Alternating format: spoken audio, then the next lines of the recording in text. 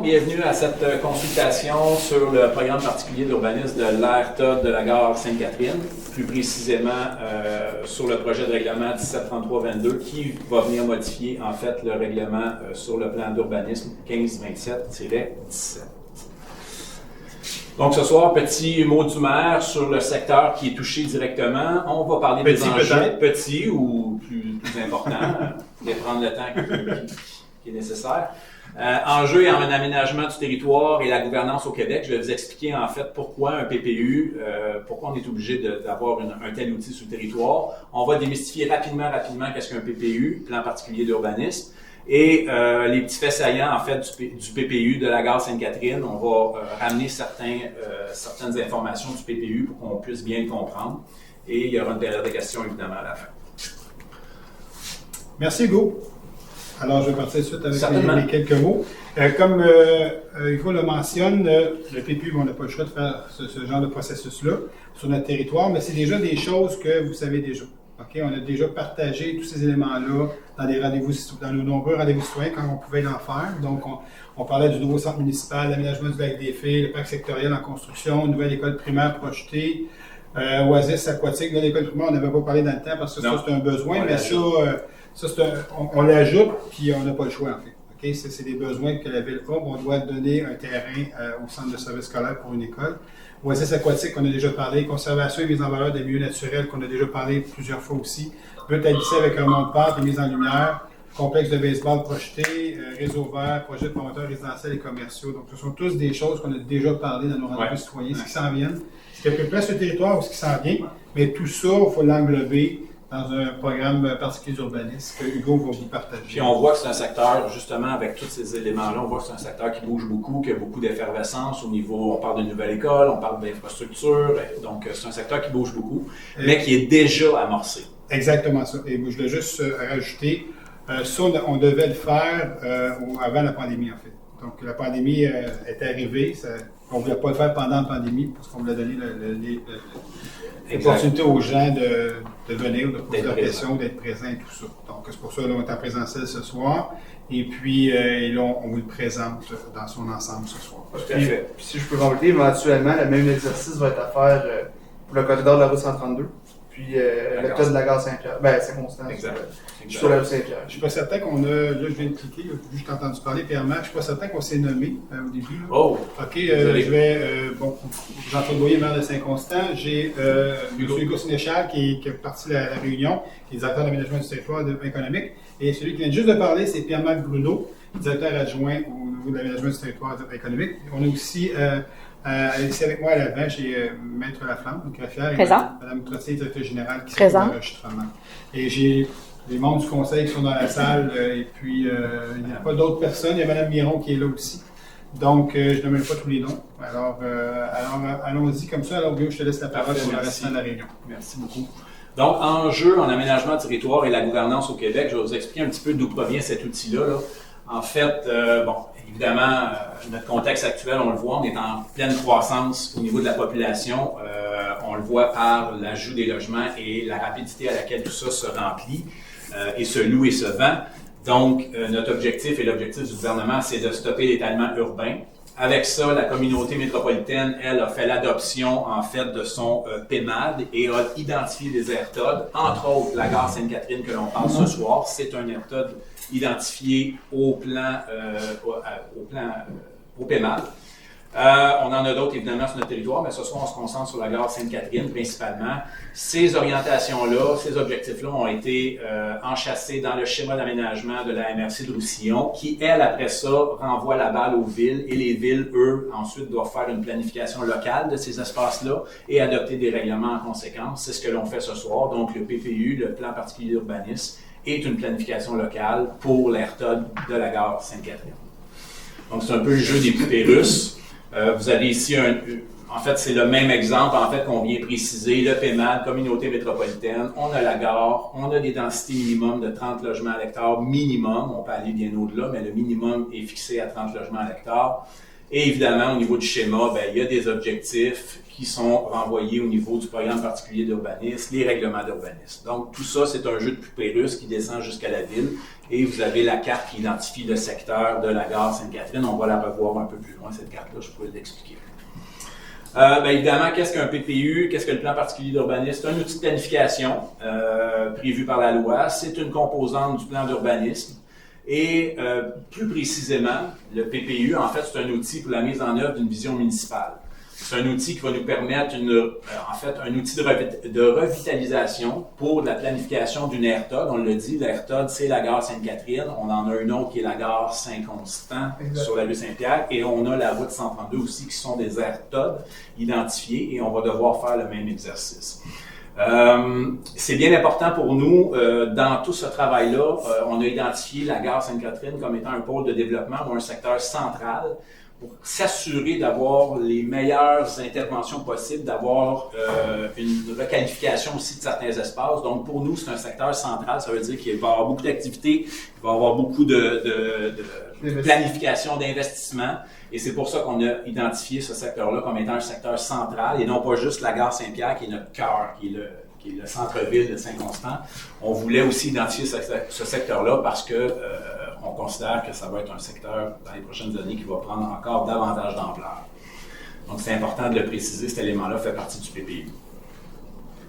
Si on continue, en fait, quelques faits saillants, là, quelques points importants du PPU, c'est ce qu'on va regarder ensemble, que vous puissiez bien comprendre. En fait, là, je vous ai mis vraiment la table des matières du PPU de la gare Sainte-Catherine. Bon, il y a toujours la mise en contexte du territoire, il y a la vision d'aménagement de la ville, on regarde le milieu, c'est quoi la situation géographique, etc. Il y a les grandes orientations d'aménagement qu'on peut retrouver au schéma. Après ça, ça descend au niveau de la ville. Nos secteurs d'intervention prioritaires, c'est ça, c'est tout ce qui est autour de l'aire TOD.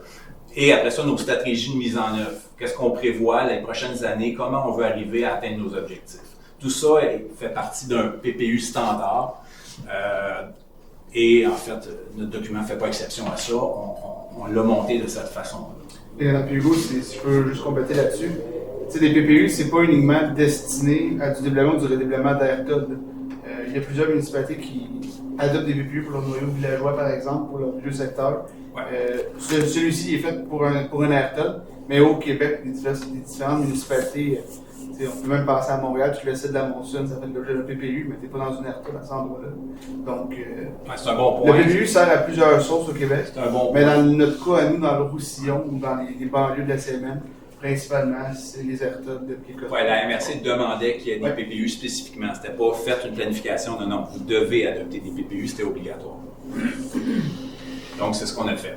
Principalement, les particularités du secteur, on parle de la gare Sainte-Catherine toujours, évidemment, on a différents protocoles de développement qui sont en vigueur. On a plusieurs, vous voyez le secteur des rares qui est en développement depuis plusieurs années.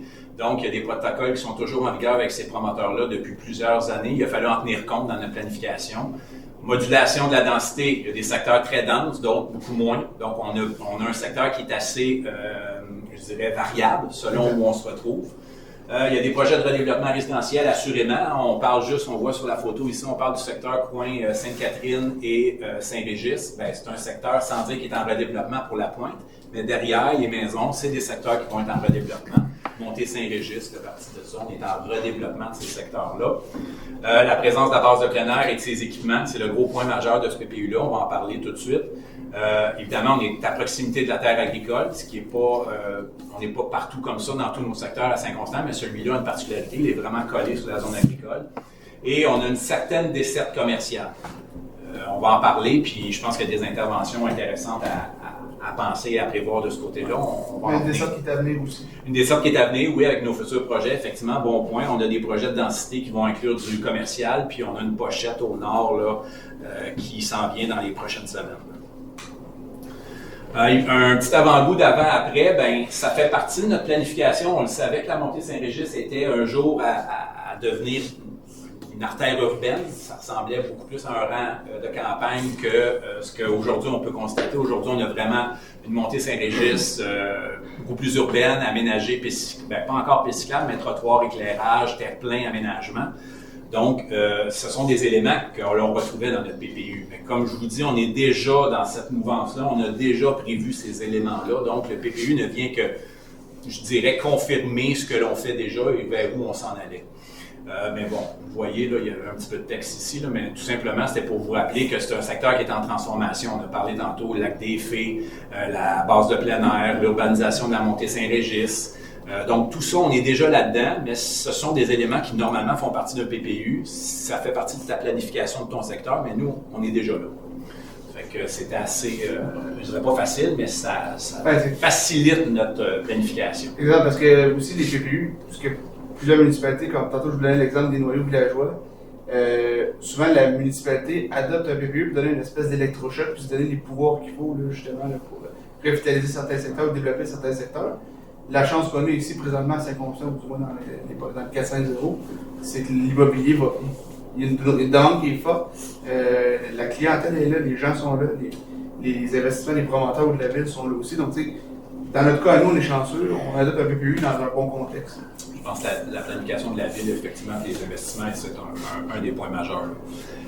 Bon, le secteur en bref, là, on le connaît. L'ERTOD, en fait, est identifié par un rond de 1 km. Donc, c'est de la manière dont la CMM a fonctionné. L'ERTOD, c'est à l'intérieur de 1 km. Vous le voyez, on a un premier 500 mètres et après ça, on a notre deuxième rond de 1 km au pourtour.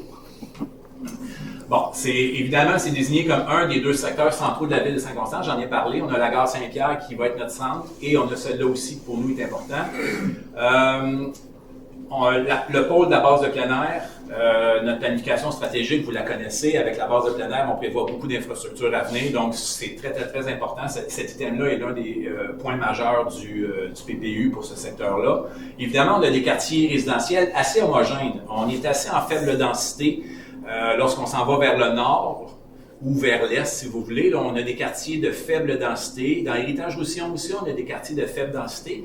Mais on va retrouver aussi de la haute densité. Donc, plus on se rapproche de la gare et plus on est en haute densité.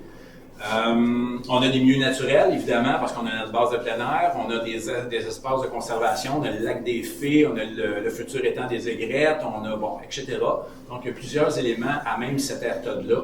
Il y a des opportunités de redéveloppement, assurément. Tantôt, j'ai parlé des terrains au coin Sainte-Catherine et Saint-Régis, mais il y a toute la montée Saint-Régis aussi.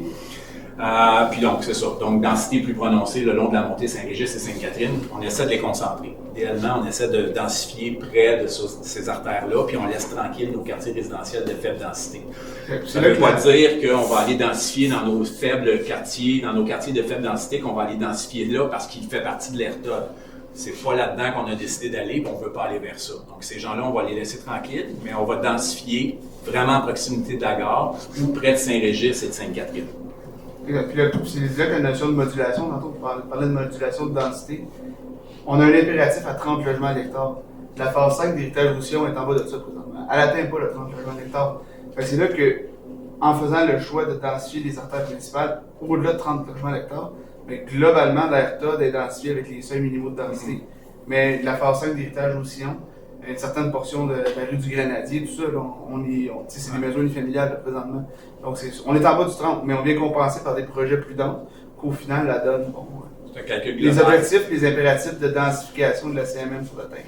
Exact. Donc, c'est un calcul de... Je vais juste rajouter, vous, si tu me permets. Oui. Parce que c'est enregistré, puis je veux que les gens, je le dis souvent, je vais le répéter à chaque fois, parce qu'il faut que les gens comprennent. Là. Il y a plus de monde au Québec, on a besoin de plus d'unités d'habitation, puis il y a une carence en unités d'habitation. Il y a vraiment une pénurie incroyable.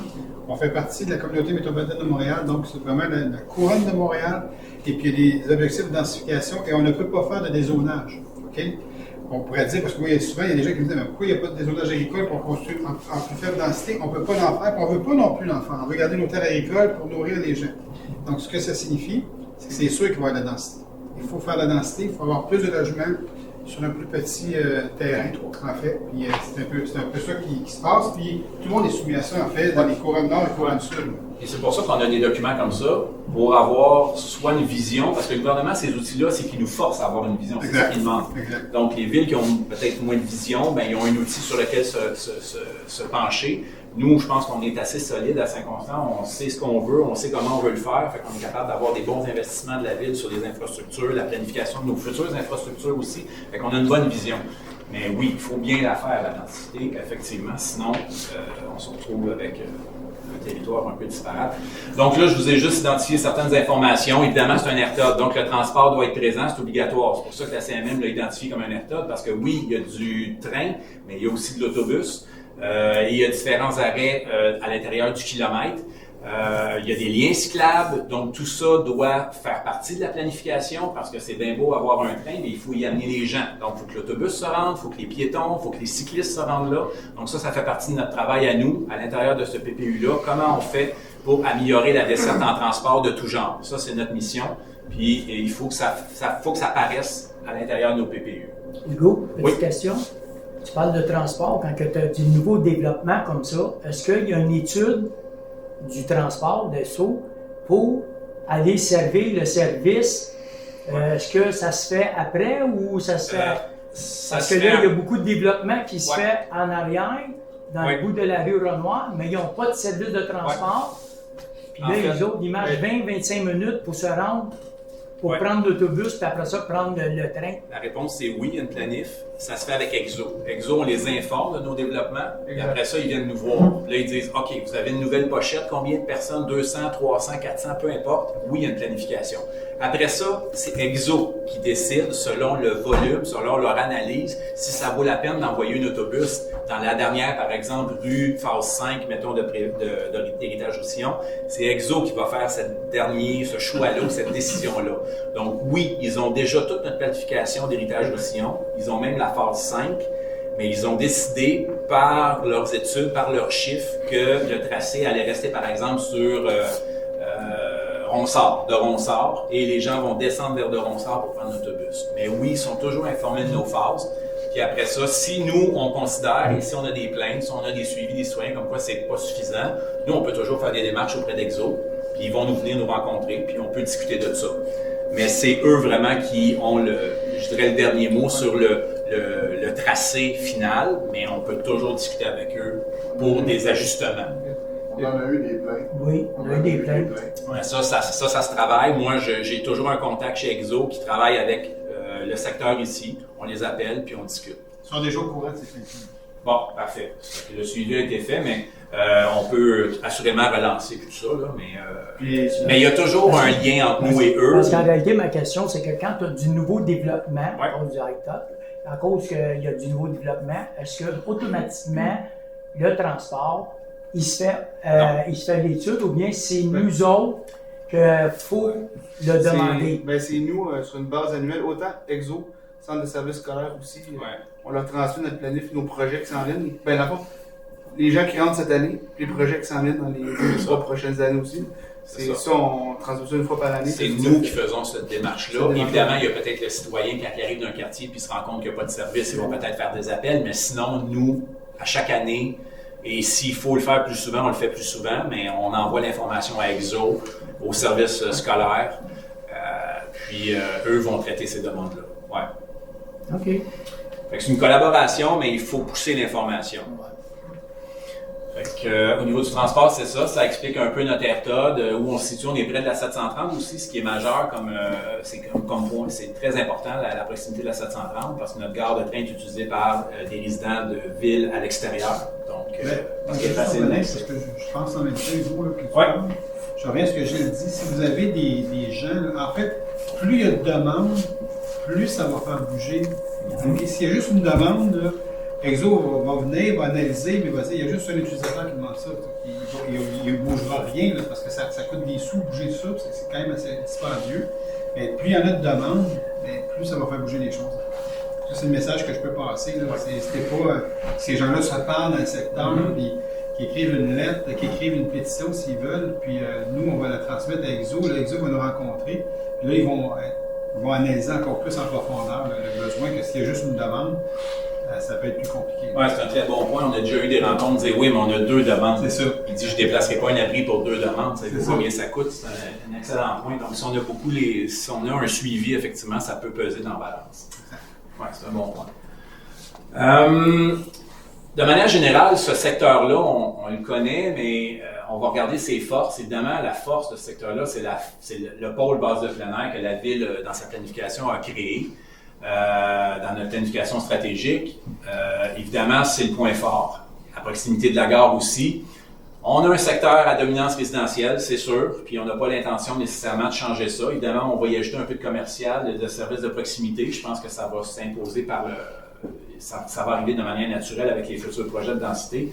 On a des nouveaux quartiers, mais on a des anciens quartiers. J'en parlais tantôt, on n'a pas l'intention d'aller déranger les gens qui sont dans des quartiers de faible densité. On va se concentrer sur nos collectrices, puis on va développer en densité près de ces collectrices-là ou près de la gare. Évidemment, il y a plusieurs équipements. Il y a des institutions publiques à proximité. Quand on parle de la base de plein air, il y a des écoles. Il y en a 2 plus une nouvelle qui est à venir. 3 garderies, des CPE. Donc, c'est un secteur qui est, effectivement, s'il y a un secteur où il faut concentrer certains efforts, c'est bien là, de par la proximité de la gare et des différents services. Évidemment, réseau de transport, j'en ai parlé tantôt, la gare de train, qui est la plus utilisée sur la ligne d'Exo 4 Rive-Sud, la gare Sainte-Catherine, qui est sur le territoire, c'est la gare qui représente le meilleur chiffre au niveau de l'achalandage. Tantôt, je parlais que des gens de l'extérieur, en arrivant par la 730 ou la 30, viennent prendre le train à Saint-Constant, mais c'est pas pour rien que les chiffres sont forts. Elle est très, très, très utilisée, cette gare-là. Donc, Exo le sait et on travaille actuellement avec Exo sur une mise à niveau de la gare. Donc, enlever la roche, faire vraiment comme sur Saint-Pierre, derrière le quartier de la gare, on parle d'asphalter, aménager, éclairage. Ils sont très au courant qu'il faut maintenant donner un petit investissement de ce côté-là. Si je peux compléter, Hugo, c'est sûr. OK. Parce que, tu sais, aussi au niveau de la mobilité active vers cette gare-là, là, c'est sûr que c'est une information qu'on avait juste avant la pandémie. Est-ce que le contexte a changé depuis le déconfinement? Mais c'était aussi la gare qui connaissait la plus forte croissance d'achalandage. Mm-hmm. Mais pas à cause qu'il y avait plus de véhicules, mais parce que les gens du secteur marchaient pour se rendre à la gare, justement parce que les pistes multifonctionnelles sont déjà aménagées sur Sainte-Catherine. Il y avait plus de mobilité active. Exactement, parce que le quartier en tant que tel est quand même bien bouclé au niveau de la mobilité active. Il reste quelques liens à compléter dans les prochaines années. Mais de façon générale, beaucoup de gens se rendaient là à pied. Mais on avait l'exemple, quand on travaille à boucler nos réseaux piétonniers, mais ça marche. Oui. C'est toujours un enjeu du transport collectif. On ne peut pas amener l'autobus à chacune des maisons. Non. Les gens, il faut qu'ils marchent, mais il faut avoir un réseau piéton qui fonctionne bien. Et là, les gens marchent. Et puis, Marc l'a dit, dans l'héritage océan, il nous reste encore des liens à faire. Il y a des zones qui nous appartiennent. La ville est propriétaire de certaines zones boisées actuellement, dans lesquelles il y a des sentiers prévus qui vont permettre à ces gens-là de se rendre vers la gare le plus facilement possible. Ça, il y en a encore à faire, mais... À partir de la phase 5, par exemple. À partir de la phase 5 et d'autres phases 4 et tout ça, il y a encore des sentiers qui nous appartiennent puis qu'on va aménager dans les futures années à venir. J'ai le temps, si vous permettez. Oui. Nathalie. Je ne sais pas qui est arrivé en premier. Je vais y aller avec Natalia. Mais j'ai 2 questions. La première, tu as parlé effectivement de l'entrée de la grande villa. Oui, 730. Oui, c'est ça. Est-ce qu'on pense peut-être de le faire un double ou plus grand? Parce que le trafic à la sortie, c'est vraiment fort depuis qu'on a mis l'entrée. Bien, notre intervention l'intervention de la ville peut se faire uniquement sur notre partie à nous, donc ce qui nous appartient jusqu'au début du viaduc, par exemple. Lorsqu'on arrive à la 730, nos interventions à nous pourraient se limiter à ça. Après ça, c'est le ministère des Transports. Je parlais de Saint-Régis. Sur Saint-Régis, en fait... La réponse à ça, c'est oui. On va continuer. C'est déjà dans le PTI.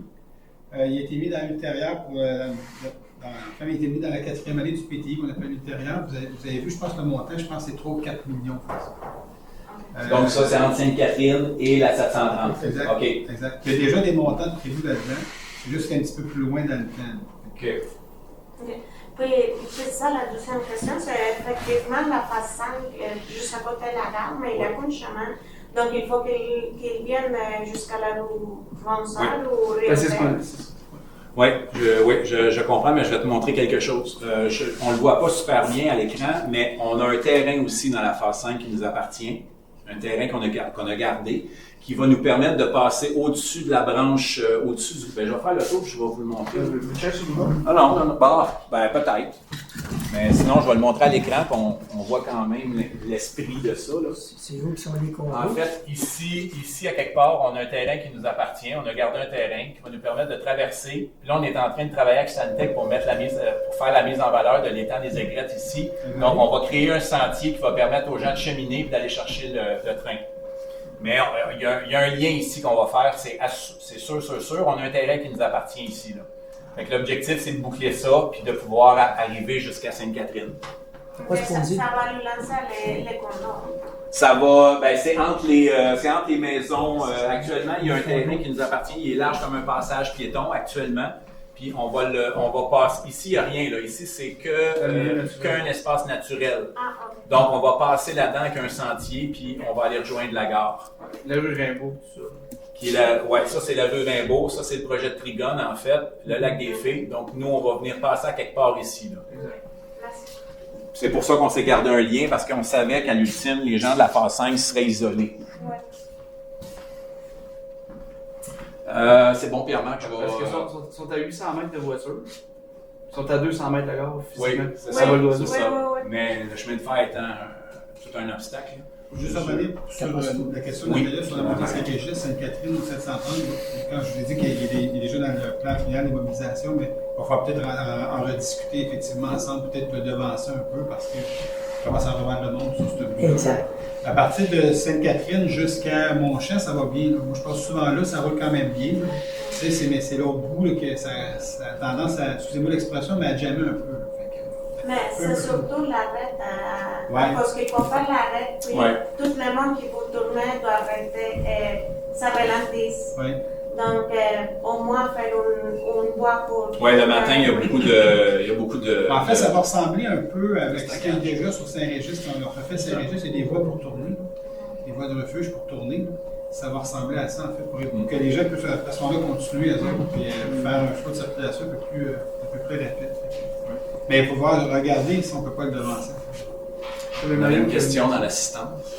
Ah, M. Perron, c'est vrai. Excuse-moi, Mario. Si vous me le permettez, au nom des citoyens que je représente dans le secteur, évidemment. Tout à fait.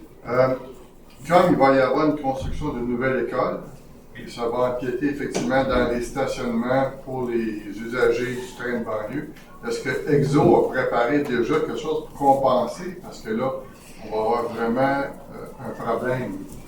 En Un problème c'est oui. pour le nombre d'autos. Parce que comme vous dites, souvent les gens viennent de l'extérieur, qui viennent stationner chez nous, donc ils privent déjà de nos citoyens. Ouais. Parce qu'il y en a qui partent quand même de loin, dans les baies et tout ça. Mais là, on va faire quoi? EXO, là, dans les rencontres qu'on a eu avec eux, ils voulaient, on les a forcés là, à activer leur projet pour finir le stationnement gravier, là, qui est une grande perte d'espace aussi, quand les gens stationnent un peu n'importe comment là-dedans. Donc, on parle de la place déjà là. Mais nous, on leur a demandé un stationnement étagé. Ouais. OK? À cet endroit-là, et puis la réponse à ça, c'était oui. Là, ils travaillent maintenant, c'était long à les amener là-dedans, mais ils travaillent maintenant là-dessus, sur faire un stationnement étagé, parce qu'ils savent qu'ils vont perdre de stationnement à cause de l'école, à cause des piscines, etc., extérieures. Et puis, mais en attendant, on va avoir une collaboration avec eux pour faire un stationnement à côté d'Isatis. Le stationnement qu'ils perdent, là, nous, on l'amène à côté d'Isatis. Ça, c'est des mesures de mitigation de EXO. En attendant qu'ils fassent le stationnement étagé, qui va prendre quelques années, c'est quand même... Oui. Mais on s'en va vers là. On s'en va vers là, effectivement. Oui. Donc, dans les deux cas, il va y avoir une participation d'EXO. Dans les deux cas, une participation d'EXO. C'est ça. On a du stationnement 2 étages qui va être prévu. Puis, le stationnement à côté d'Isatis. Le 90 cases à côté d'Isatis, exact. Merci. Ça répond à la question? Super, sûr parfait. Que ça va éloigner les gens, ils vont plus loin marcher. Oui, ça va être bon pour la mobilité active. Ça va être bon pour l'exercice. Ça ramène justement des pictogrammes. Avec des cœurs qui battent. Oui. Peut-être demander à Ikea, qui sont bons les dessins. Tantôt, on faisait des constats force et faiblesse, mais c'est toujours quelque chose qu'on regarde dans un PPU. Pour bien connaître notre secteur, il faut identifier les forces, mais aussi les faiblesses pour travailler sur quels aspects. Évidemment, on le sait, on est en banlieue, fait que souvent, c'est des secteurs dépendants de l'automobile qu'on a, c'est comme ça. On a peu de services de proximité. Il n'y a pas vraiment de petites épiceries. On ne peut pas vraiment aller manger non plus dans certains restos. C'est très limité, là, il y en a quelques-uns, mais on commence à être assez loin. Le réseau piéton et cyclable est bon, mais il n'est pas complété. On a encore beaucoup de choses à faire de ce côté-là pour rendre ça très fluide et agréable. Et inévitablement, quand on installe des infrastructures, ça nous prend des aires de stationnement. Donc, pour l'instant, on en a beaucoup non aménagés. EXO, on en a beaucoup, puis non végétalisés. Mais ça va se corriger avec les années dans nos projets. On va venir avec nos différentes infrastructures, on va aménager nos stationnements, puis on va faire des plantations. Donc, ça devrait se corriger dans les prochaines années. Encore une fois, on identifie les forces, les faiblesses, qu'on travaille là-dessus. Les orientations du secteur, c'est un quartier inspirant, accueillant, animé, axé sur le développement durable, les déplacements actifs, le design urbain de qualité. Je trouvais que c'était une orientation très intéressante. Ça veut dire ce que ça veut dire. On travaille beaucoup, je pense qu'on a des beaux projets de qualité, on travaille beaucoup dans le développement durable avec le P3D, tout ça. Je pense qu'on fait de plus en plus des beaux projets à Saint-Constant. Je trouvais ça très intéressant. Des déplacements sécuritaires et conviviaux, on n'arrête pas d'en parler depuis tantôt. Les déplacements, la sécurité, tout ça, oui, il y a beaucoup de monde qui habite là, mais il va falloir s'assurer que les déplacements se fassent de manière sécuritaire. Qualité et quiétude des quartiers résidentiels, j'en ai aussi parlé tantôt. Ces gens-là qui sont dans des quartiers de faible densité, on ne veut pas les déranger outre mesure. Donc, comment on va travailler tout ce secteur-là au complet avec nos quartiers tranquilles, il faut en tenir compte. Un environnement naturel, on est chanceux, en plus, on a cet élément-là dans notre PPU, on a beaucoup d'espaces verts, on a un lac, etc. Donc, on est capable aussi d'amener un élément environnement dans ce secteur-là. Les balises d'aménagement, on l'a dit, on se place près des points de transport d'accès collectif pour notre densité, on l'a dit, puis je pense que ça fait juste du sens. On veut plus une mixité de fonctions. Si on a de la misère à en avoir, probablement dans les futurs projets, c'est à venir un peu plus. On va avoir une mixité de fonctions pour permettre aux citoyens d'obtenir un peu plus de services de proximité.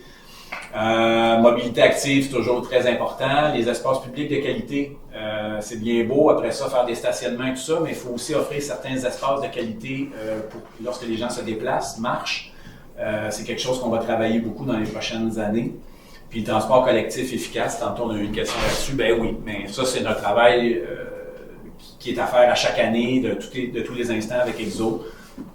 On essaie d'améliorer notre service. Les secteurs d'intervention, prioritaires, on a identifié 3 secteurs principalement. Là. C'est le pôle central du quartier autour du quartier de la base de plein air. La base de plein air elle-même est un pôle central sur lequel on va travailler dans les prochaines années. Le secteur de la montée Saint-Régis, vous le voyez comment il se développe et il se redéfinit actuellement. Et le pôle commercial local à proximité, là, qui est Sainte-Catherine-Montchamp, mettons. On va préciser, là, on le voit en arrière-plan, là, c'est la photo qu'on voit. Là. Ces 4 bâtiments commerciaux-là font mauvaise mine.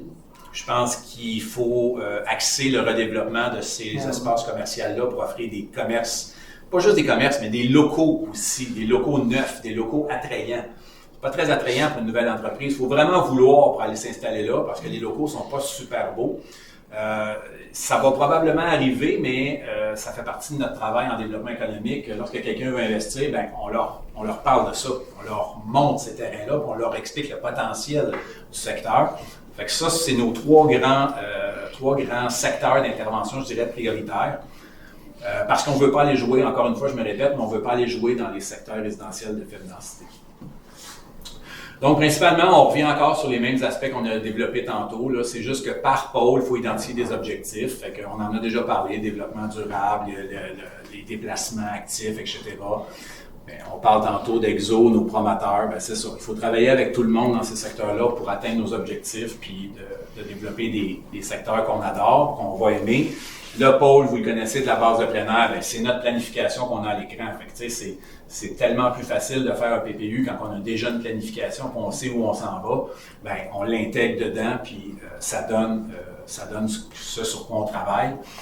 Évidemment, il y a peut-être des petites choses qui changent parce qu'à un moment donné, le plan, on doit le cristalliser, mais l'essence est là quand même. Puis le secteur Montée Saint-Régis, vous voyez comment il change, comment il se développe.